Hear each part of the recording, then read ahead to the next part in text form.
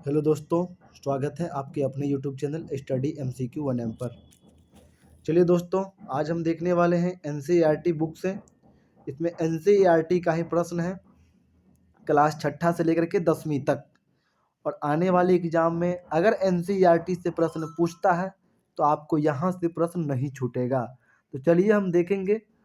Chapter है ये पोषण। इसमें हम छठी से 10वीं तक में जो भी प्रश्न बनने वाला है होगा, सारा प्रश्नों का हम डिस्कस करेंगे। तो इसीलिए वीडियो को आप लास्ट तक देखिएगा। और अगर आपको इसका PDF चाहिए तो चैनल के डिस्क्रिप्शन बॉक्स में मेरे टेलीग्राम चैनल का लिंक है, वहाँ आपको PDF सारा PDF एक साथ मिल जाएगी। तो वहाँ से आप PDF डाउनलोड कर सकते हैं। तो चलिए शुरू करते हैं आज की हम क्लास। क्वेश्चन है, मानव शरीर में किस पोषक तत्वों की कमी के कारण शारीरिक वृद्धि धीमी होती है? तो प्रोटीन के कमी के कारण शारीरिक वृद्धि धीमी हो जाती है। मानव शरीर में किस पोषक तत्व की कमी के कारण शारीरिक वृद्धि धीमी हो जाती है? प्रोटीन के कारण। अगर आप प्रोटीन नहीं लीजिएगा तो आपकी वृद्धि रुक जाएगी। विटामिन ए का मुख्य स्रोत क्या है? दूध। विटामिन ए का मुख्य स्रोत है दूध। प्रोटीन एवं वसा दोनों की प्रचुरता किस खाद्य पदार्थ में होती है? मूंगफली में। यानी प्रोटीन और वसा की प्रचुरता होती है, प्रचुर मात्रा में, यानी अधिक मात्रा में होती है प्रोटीन भी और वसा भी, तो मूंगफली में। मूंगफली खानी चाहिए। अगला है, शरीर में त्वचा के नीचे विद्यमान वसा शरीर की ऊष्मा के ह्रास के विरुद्ध अवरोधक का कार्य करता है। शरीर में त्वचा के नीचे विद्यमान वसा शरीर के ऊष्मा के ह्रास के विरुद्ध अवरोधक का कार्य करता है। शरीर में ऊतकों का निर्माण किस पोषक तत्व से होता है? प्रोटीन से। शरीर में ऊतकों यानी टिश्यू का निर्माण होता है प्रोटीन से। किस विटामिन को हार्मोन माना जाता है? तो विटामिन डी को हार्मोन माना जाता है। किस विटामिन को हार्मोन माना जाता है? विटामिन डी को। कौन सा एंजाइम प्रोटीन के पाचन में सहायक है? Trypsin enzyme. कौन सा एंजाइम प्रोटीन के पाचन में सहायक है? तो ट्रिप्सिन एंजाइम। सामान्य क्रियाशील महिला के लिए प्रोटीन की उपयुक्त दैनिक मात्रा होनी चाहिए लगभग 45 ग्राम। यानी जो क्रियाशील महिला, जो थोड़ा बहुत सामान्य काम करती है, उसके लिए दैनिक, यानी दैनिक मतलब डेली, उसे 45 ग्राम प्रोटीन जरूरी होता है। स्तनपान कराने वाली माँ को प्रतिदिन आहार में कितना प्रोटीन चाहिए? तो 70 ग्राम। यानी जो महिला दूध पिलाती है, स्तनपान कराती है, उसको लगभग 70 ग्राम प्रोटीन डेली चाहिए। यानी उसको दाल जरूरी खाना चाहिए और मूंगफली भी खाना चाहिए। अगला है, लार किसके पाचन में सहयोग करता है? तो लार जो है स्टार्च के पाचन में सहयोग करता है। लार किसके पाचन में सहयोग करता है? स्टार्च के पाचन में। अलसी या तीसी किसका प्रचुर स्रोत है? तो ओमेगा 3 वसीय अम्ल का। अलसी या तीसी किसका प्रचुर स्रोत है? तो ओमेगा 3 वसीय अम्ल का। मानव शरीर में पाचन का अधिकांश क्रिया किस अंग में संपन्न होता है? छोटी आंत में। मानव शरीर में पाचन की अधिकांश यानी पचना अधिकांश भाग होता है छोटी आंत में। मांस की तुलना में मछली को सुपाच्य और लाभदायक क्यों माना जाता है? बहु और संतृप्त वसा अम्ल की उपस्थिति के कारण। यानी मांस की तुलना में मछली अच्छा होता है।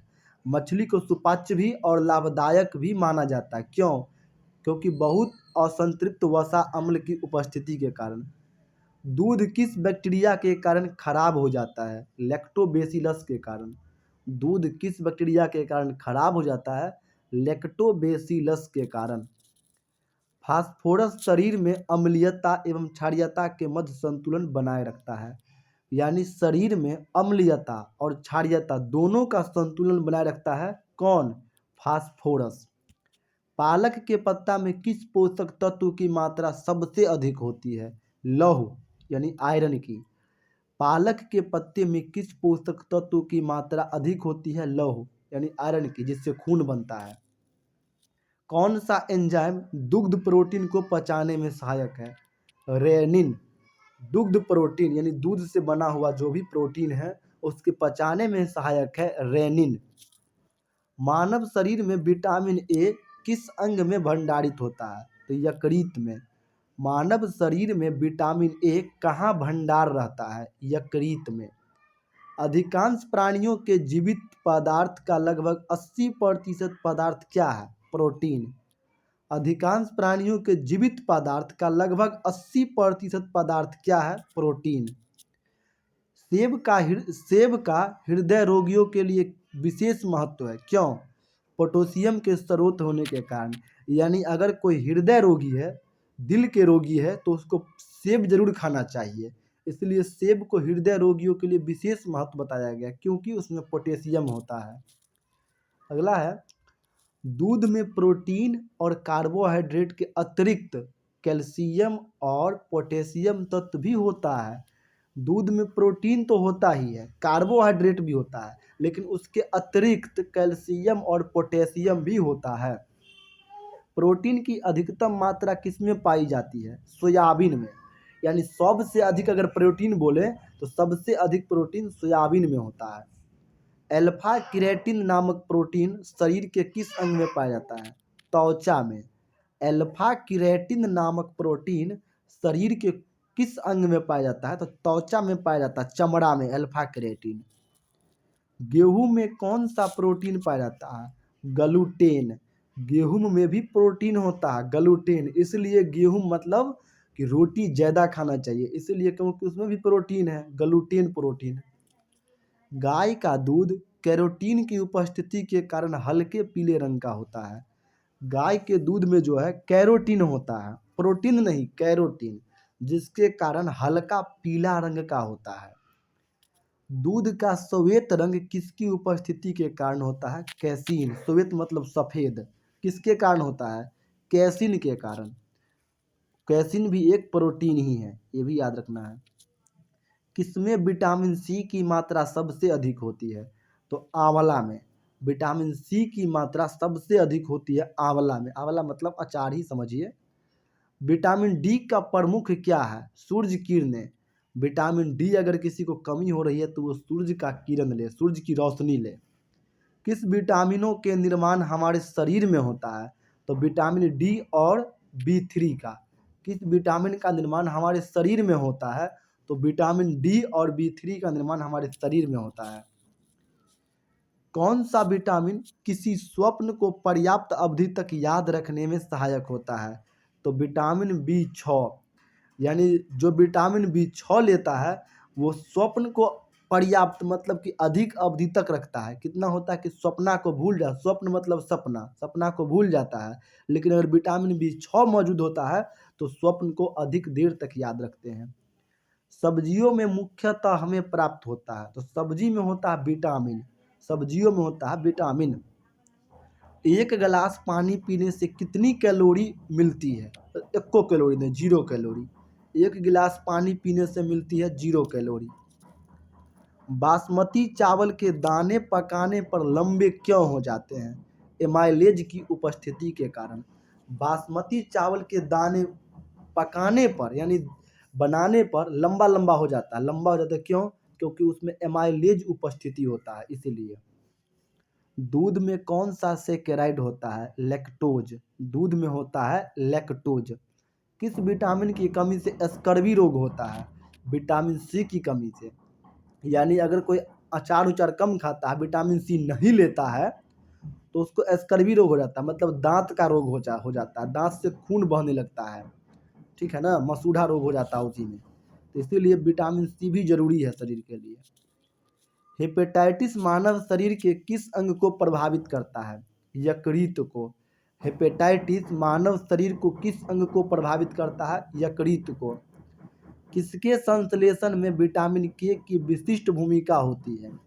प्रोथ्रोम्बिन के संश्लेषण में। किसके संश्लेषण में विटामिन के की विशिष्ट भूमिका होती है? प्रोथ्रोम्बिन के संश्लेषण में। पौधों व जंतुओं में कार्बोहाइड्रेट के संचयन किस रूप में होता है? पौधों में स्टार्च के रूप में तथा जंतुओं में ग्लाइकोजन के रूप में। पौधों व जंतुओं में कार्बोहाइड्रेट का संचयन किस रूप में होता है? तो पौधा में स्टार्च के रूप में और जंतु में ग्लाइकोजन के रूप में। विटामिन होते हैं आवश्यक कार्बनिक यौगिक जिनका संश्लेषण शरीर में नहीं होता है।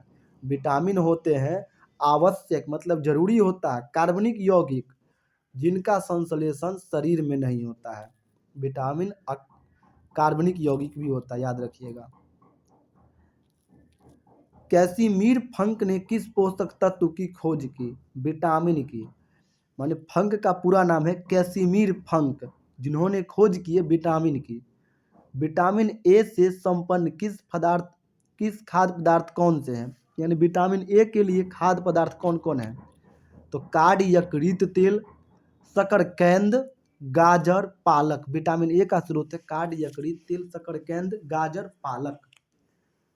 मनुष्य में विटामिन ए की कमी से रतौंधी हो जाता है, जिसको गांव घर में रतौनी बोलते हैं। शारीरिक वृद्धि व भार में कमी हो जाता है। शारीरिक वृद्धि भी हो जाता है व भार में कमी हो जाता है। मतलब देखने में लगेगा आपको ये मोटा तगड़ा हो गया, लेकिन भार में वेट कमी हो जाता है। कॉर्निया तथा त्वचा संबंधी रोग हो जाता है, यानी कम सूझने लगता है विटामिन ए की कमी से। अगला है विटामिन बी12 का रासायनिक नाम क्या है? साइनोकोबालामीन। कोबालामीन। विटामिन बी12 का रासायनिक नाम है साइनोकोबालामीन। खट्टे फलों में कौन सा विटामिन होता है? खट्टा फल में विटामिन सी, जैसे नींबू, संतरा, फलना चिलना में विटामिन सी होता है। घाव भरने में कौन सा विटामिन होता है? तो घाव भरने में विटामिन सी होता है, याद रखिएगा। घाव भरने में विटामिन सी होता है, खट्टा पदार्थ वाला। किलोसिस नामक रोग किस विटामिन की कमी से होता है? तो विटामिन बी2 की कमी से। किलोसिस नामक रोग जो होता है विटामिन बी2 की कमी से होता है। थायमिन किसका रासायनिक रूप है? विटामिन बी1 का। थायमिन रूप है विटामिन बी1 का। जल में कौन सा विटामिन घुलनशील है? काफी पूछने वाला प्रश्न, बी और सी। जल में कौन सा विटामिन घुलनशील है? तो बी और सी। पिलगरा और स्कर्वी नामक रोग किन विटामिन की कमी से होता है? तो विटामिन बी3 और विटामिन सी की कमी से। पिलगरा और स्कर्वी रोग किस कमी से होता है? तो पिलगरा होता है विटामिन बी3 से और स्कर्वी होता है विटामिन सी से, याद रखिएगा। विटामिन डी का रासायनिक नाम क्या है? कैल्सीफेरॉल। विटामिन डी का रासायनिक नाम है कैल्सीफेरॉल। विटामिन डी की कमी से कौन सा रोग हो जाता है? रिकेटस।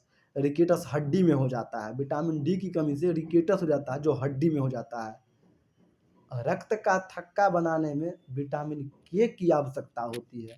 रक्त के थक्का यानी रक्त जमने के लिए विटामिन के जरूरी होता है। किस विटामिन की कमी से शरीर की प्रतिरक्षा प्रणाली तथा जनन क्षमता में कमी हो जाती है? तो एस्कर्बिक अम्ल की कमी के कारण। किस विटामिन की कमी से शरीर की प्रतिरक्षा प्रणाली मतलब शरीर में कुछ ताकतों कम हो जाता है रोग से लड़ने के लिए, और जनन क्षमता में कमी यानी जन्म देने में भी कमी हो जाती है एस्कर्बिक अम्ल की कमी से, मतलब विटामिन सी की कमी से। संक्रमण रोधी विटामिन किसे कहते हैं? विटामिन ए से। संक्रमण रोधी यानी संक्रमण से बीमारी नहीं होगा, संक्रमण रोधी कहते हैं विटामिन ए से, इसलिए विटामिन ए लीजिएगा तो संक्रमण से बीमारी नहीं होगा। किस विटामिन में कोबाल्ट पाया जाता है? तो विटामिन बी12 में कोबाल्ट पाया जाता है। विटामिन बी12 में कोबाल्ट पाया जाता है। अनाज के छिलके में मुख्यतः कौन सा विटामिन पाया जाता है? थायमीन। अनाज के छिलका में पाया जाता है थायमीन। अनाज के छिलका में थायमीन। अगला है भोजन में रेशे का महत्व। भोजन में रेशे की अधिकता पाचन क्रिया में सहायक होती है। भोजन में रेशे की अधिकता पाचन क्रिया में सहायक होती है। रेशे युक्त भोजन में ग्लूकोज की मात्रा कम होती है। रेशे युक्त भोजन में ग्लूकोज की मात्रा कम होती है, ग्लूकोज नहीं समझिए, ग्लूकोज, जिससे आंतों में ट्यूमर बनने की संभावना कम हो जाती है। अगर भोजन में रेशा रहेगा तो आंत में ट्यूमर नहीं होगा, याद रखिएगा। अगला है दीर्घ मात्रिक खनिज। दीर्घ मात्रिक खनिज और महत्व। तो कैल्शियम, कैल्शियम का महत्व क्यों है?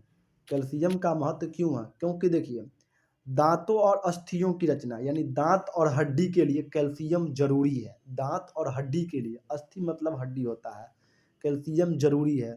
रुधिर स्कंदन में और तंत्रिकाओं एवं पेशीय कार्य में, तंत्रिका और पेशीय कार्य में। चलिए अब है फास्फोरस। फास्फोरस का भी जरूरी होता है दांत और हड्डी में, फास्फोरस का भी जरूरी होता है दांत हड्डी में।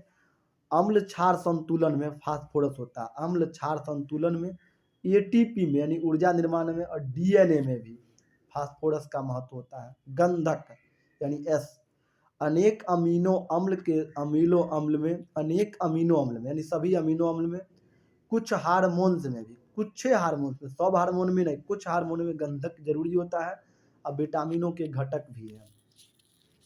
अगला है पोटेशियम। पोटेशियम भी है अम्ल क्षार संतुलन में, जैसे क्षार है अम्ल क्षार संतुलन में, वैसे पोटेशियम भी है अम्ल क्षार संतुलन में। जल संतुलन में भी पोटेशियम है, जल को संतुलन बनाने में पोटेशियम है, तंत्रिकाओं की कार्यकी में। अगला है क्लोरीन। जठर रस का अम्ल क्षार संतुलन में, जठर रस का अम्ल क्षार संतुलन में क्लोरीन जरूरी है। अगला है सोडियम। अम्ल क्षार संतुलन में सोडियम भी जरूरी है, जैसे पोटेशियम और फास्फोरस जरूरी है वैसे सोडियम भी जरूरी है। जल संतुलन में जैसे पोटेशियम जरूरी है वैसे सोडियम भी जरूरी है तंत्रिका की कार्यकी में। अब है मैग्नीशियम। तो ग्लाइकोलाइसिस, ग्लाइकोलाइसिस में एटीपी पर आश्रित अनेक उपापचयी क्रियाओं के एंजाइम के सहघटक में, यानी समझ लीजिए कि एटीपी पर जो आश्रित है उसमें मैग्नीशियम की आवश्यकता होती है। अब है खनिज और उसके स्रोत। तो लौह के स्रोत यानी लोहा के स्रोत है, केला और खजूर खाने से लोहा बनेगा यानी खून बनेगा केला और खजूर खाने से। पोटेशियम का स्रोत है पालक, पोटेशियम स्रोत है पालक। आयोडीन का स्रोत है आयोडीन युक्त सामान्य नमक। कैल्शियम का स्रोत है दूध और अंडा, दूध और अंडा खाने से कैल्शियम मिलेगा। कौन सा तत्व किडनी में पथरी को बनाने से रोकता है, यानी मैग्नीशियम। मैग्नीशियम जो है किडनी में पथरी को बनाने से रोकता है। कौन सा फल स्कर्वी रोग के उपचार में होता है, आंवला। आंवला जो होता है वो स्कर्वी रोग के उपचार में होता है। एक संतुलित आहार में विभिन्न पोषक तत्वों किस अनुपात में होनी चाहिए, तो 1/2 प्रोटीन, 1/4 वसा और 3/5 कार्बोहाइड्रेट। संतुलित आहार जो है इस प्रकार होना चाहिए, 1/2 प्रोटीन, 1/4 वसा और 3/5 कार्बोहाइड्रेट। किस पोषक तत्वों से प्रति ग्राम सर्वाधिक ऊर्जा प्राप्त होती है, वसा से। किस पोषक तत्वों से प्रति ग्राम सर्वाधिक ऊर्जा प्राप्त होती है, तो वसा से सर्वाधिक ऊर्जा प्राप्त होती है। किसकी कमी से क्रिटिनिज्म यानी मंद बुद्धि एवं बौना रोग होता है, आयोडीन की कमी से। किसकी कमी से क्रिटिनिज्म यानी मंद बुद्धि यानी कम बुद्धि, साफे बुझने नहीं बुझने वाला, और बौना यानी भुटवा हो जाता है, आयोडीन की कमी से भुटवा हो जाता है। कौन सा विटामिन शरीर के रोगों से प्रतिरक्षा प्रदान करता है, ए, शरीर के रोगों से लड़ता है विटामिन ए। अब है विटामिन के कार्य। विटामिन उपापचयी प्रक्रिया में महत्वपूर्ण भूमिका निभाते हैं, विटामिन उपापचयी क्रिया में महत्वपूर्ण भूमिका निभाते हैं। ये विभिन्न रोगों से शरीर को रक्षा भी करते हैं। अब देखिए इसमें जो 2 ही चीज पढ़ना है, इसमें मात्र 2 चीज पढ़ना, सभी नहीं पढ़ना है, 2 चीज पढ़ना है, एक पहला वाला और एक लास्ट वाला। बाद बाकी आप पीडीएफ से देख लीजिएगा अगर जरूरत पड़ेगा तो। देखिए सबसे पहला विटामिन ए का रासायनिक नाम है रेटिनॉल, विटामिन ए का रासायनिक नाम है रेटिनॉल। विटामिन ए की कमी से होता है कॉर्निया व त्वचा की कोशिकाओं का विकास अवरुद्ध हो जाना यानी रतौनी हो जाता है। विटामिन डी का रासायनिक नाम है कैल्सीफेरॉल, विटामिन डी का कैल्सीफेरॉल। विटामिन डी की कमी से होता है सूखा रोग, सूखा रोग यानी ऑस्टियोमैलिशिया, ऑस्टियोमैलिशिया। वयस्कों में रिकेटस, रिकेटस बच्चों में, अच्छा वयस्कों में रिकेटस बच्चों में हो जाता है, अच्छा ठीक है। अच्छा सूखा रोग होता है वयस्क में, इस प्रकार से है। विटामिन डी की कमी से सूखा रोग, अगर पुरुष अगर सूखने लगे तो समझिए कि उसको विटामिन डी की कमी से है। और रिकेटस हो जाता है बच्चों में यानी हड्डी की बीमारी, हड्डी कमजोर हो जाता है। अगला है विटामिन ई, विटामिन ई का स्रोत है टेकोफेरॉल, विटामिन ई का स्रोत है टेकोफेरॉल। इससे होता है जनन क्षमता में कमी और एपिथेलियम कमजोर। याद रखिएगा, एस्कर्बिक अम्ल पहले गलत दिया गया था। विटामिन ई की कमी से जनन क्षमता में कमी होती है, एपिथेलियम कमजोर हो जाती है। विटामिन के की कमी से, विटामिन के का रासायनिक नाम है फिलोक्यूनिन। विटामिन के का फिलोक्यूनिन, इससे कमी से होता है चोट पर थक्का, नौ जमने से अधिक रक्तस्राव। यानी अगर विटामिन ए के शरीर में नहीं है तो चोट लगने पर आपको ज़्यादा खून बह जाएगा, थक्का बनेगा ही नहीं, इसलिए विटामिन के जरूरी है। अब हम देखेंगे जल में घुलनशील विटामिन बी और सी के बारे में। वो वसा घुलनशील था, या जल घुलनशील है, बी और सी के बारे में। तो विटामिन बी वन का रासायनिक नाम है थायमिन। विटामिन बी वन का रासायनिक नाम है थायमिन। इसके कमी से होता है बेरी। विटामिन बी वन की कमी से होता है बेरी। विटामिन बी टू का रासायनिक नाम है राइबोफ्लोविन। विटामिन बी टू का रासायनिक नाम है राइबोफ्लोविन। विटामिन बी टू की कमी से होता है किलोसिस रोग विटामिन बी टू की कमी से। विटामिन बी थ्री का रासायनिक नाम है निकोटिनिक अम्ल। विटामिन बी थ्री निकोटिनिक अम्ल रासायनिक नाम। इससे होता है पीलगरा रोग विटामिन बी थ्री की कमी से। विटामिन बी फाइव का रासायनिक नाम है पेंटाथेनिक अम्ल। विटामिन बी फाइव का रासायनिक नाम पेंटाथेनिक अम्ल। चर्म रोग, वृद्धि कम, बाल सफेद, जनन क्षमता में कमी विटामिन बी फाइव से भी होता है। चर्म रोग यानी चमड़ा वाला रोग, वृद्धि कम होता है, बाल सफेद होने लगता है और जनन क्षमता में कमी विटामिन बी फाइव से भी होता है। विटामिन बी छः का रासायनिक नाम है पायरिडॉक्सिन। विटामिन बी छः का रासायनिक नाम है पायरिडॉक्सिन। इससे होता है रक्त क्षीणता, चर्म रोग और पेशीय ऐंठन। विटामिन बी सात का रासायनिक नाम बायोटीन। इससे होता है चर्म रोग और बाल झड़ना होता है चर्म रोग विटामिन बी सात से।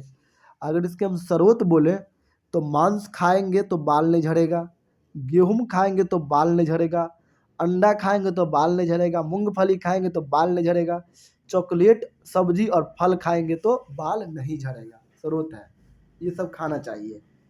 विटामिन बी नौ का रासायनिक नाम है फोलिक अम्ल समूह। विटामिन बी नौ का फोलिक अम्ल समूह, इससे होती है रक्त क्षीणता व वृद्धि में कमी। विटामिन बी 12 का रासायनिक नाम है साइनोकोबोलिन।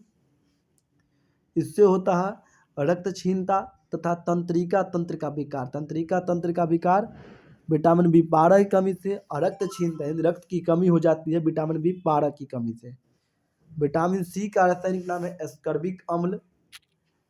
इससे होता है स्कर्वी रोग और मसूढ़ों में सूजन, यानी मसूढ़ा में फूल जाता है तो विटामिन बी सी की कमी से।